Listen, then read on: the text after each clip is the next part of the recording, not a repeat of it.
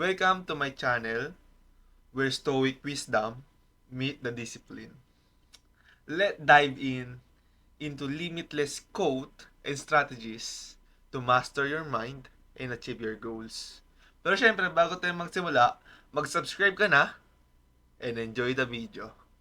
Ngayon, sasabihin ko dito yung 5 quotes na nakatulong sa akin at nakatulong para i-level up yung game ko sa buhay at yung pagiging disiplina ko. Kasi mga pare kasi mga boys, ang pinakamahirap na i-level up is yung discipline mo. Okay? Discipline ang pinakamahirap. Kung nanonood ka sa ating videos, lagi ko itong sinasabi sa bawat video ko. Consistency is the key. So, kung hindi ka consistency, I'm sure na hindi ka rin disiplinado. Okay?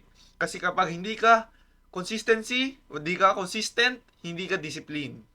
Wala kang discipline sa katawan mo. Okay? So ngayon, meron akong 5 quote na lagi kong inaalala sa tuwing nakakaramdam ako ng parang hindi ko gusto gawin yung isang bagay. For example, tinatamad ako mag-record.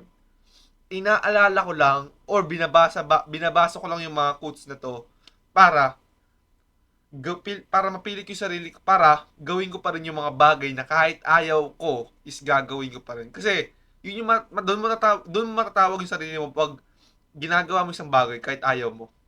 Okay? So una-una, you have power over your mind. Okay mga pare, ito is napakagandang quote nito mga pare, okay? Ibig sabihin nito is kontrolado mo yung mga nangyayari, okay? Dapat mas malakas ka kaysa sa utak mo. Okay? Kailangan na kahit ayaw mo isang bagay, gagawin mo siya. Okay? Kahit sabihin mong masakit na yan, kahit sabihin mong tinatamad ka na, kahit sinasabi mong antok ka pa, gagawin mo yan kasi you have power over your mind. Okay? Second naman is, true freedom is impossible without a mind made free by discipline. Okay?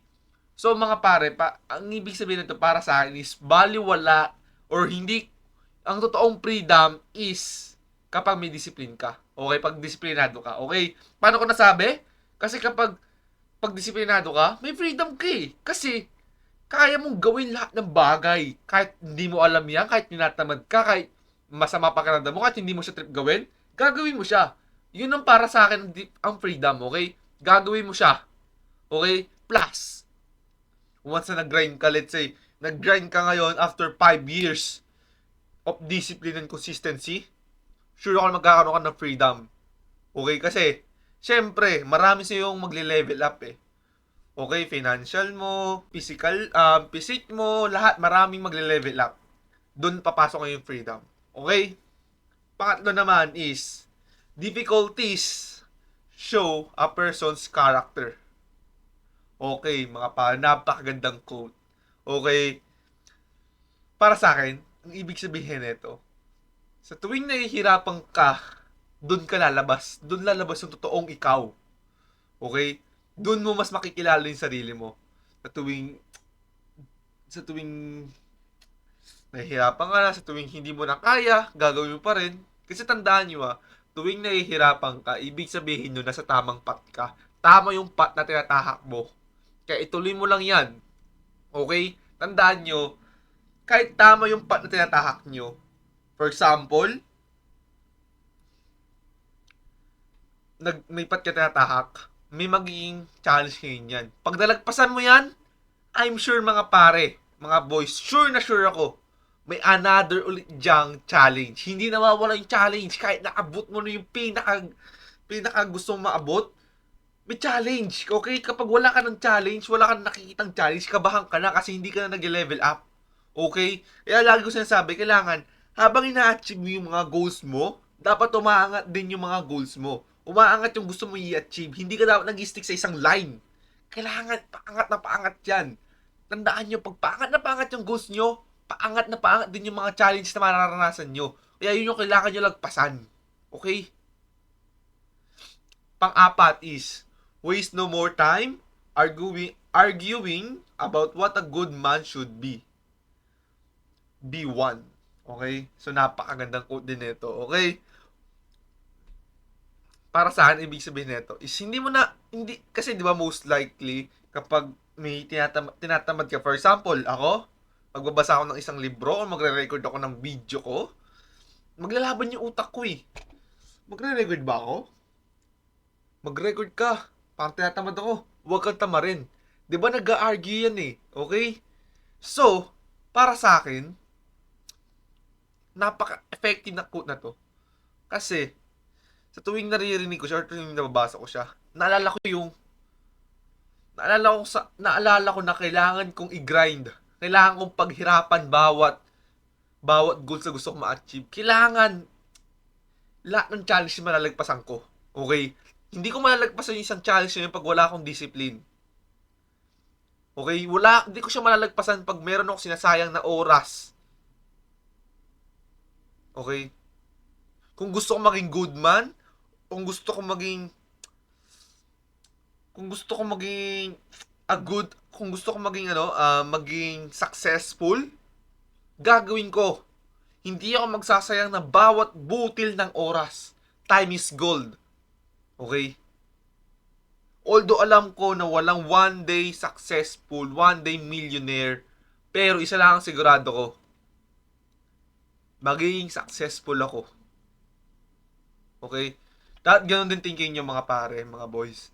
Okay, walang one day millionaire pero dapat isa lang alam mo, magiging successful ka, ma-achieve mo kung ano yung nasa utak mo. Kasi once naniniwala ka dyan, I guarantee you, magiging successful ka, maaabot mo yung pangarap mo. Last mga pare, we suffer more often in imagination than a reality by Seneca.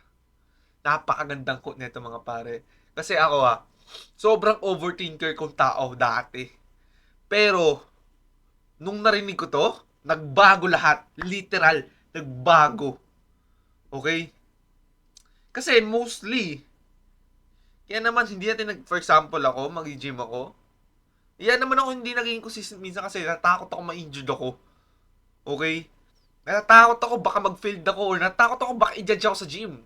So dahil doon, hindi ako pumupunta sa gym. Pero in reality, wala naman sa yung paki yung mga tao sa gym kasi focus din sila sa katawan nila. Focus din sila kung paano sila mag-grow, paano gaganda yung physique nila. Or paano mag-improve yung physique nila. Okay? Kaya sa tuwing nag-overthink ka, alalahanin mo lang tong quote na to. We suffer more often in imagination than in reality. Okay? Minsan, dito na tayo nabubuhay. Nakakalimutan na natin na sa reality tayo. Nakakalimutan na natin na nasa present na tayo. Masyado tayo advanced, super advanced mag-isip to the point na nag-overthink ka na wala ka na pala nagagawa na maghapon ka na pala nakahiga sa kama mo at nag-overthink. Okay? Kaya, I highly recommended. So, tuwing nag-overthink ka, mag-meditate ka, alalahanin mo yung quote na binigay ni Seneca na minsan mas nag-suffer pa tayo dito kaysa dito sa present or sa reality. Okay mga pare, mga boys, maraming salamat sa panonood. Siyempre, at kung bago pa lang sa ating channel, make sure nakasubscribe ka na at on mo na yung notification notification bell kasi daily upload tayo mga pare, mga boys. So meron din tayo dyang second channel which is doon ko ina-upload yung mga short clip ko. Pero dito ako active sa main channel natin. So yun lang, take care. Let's go.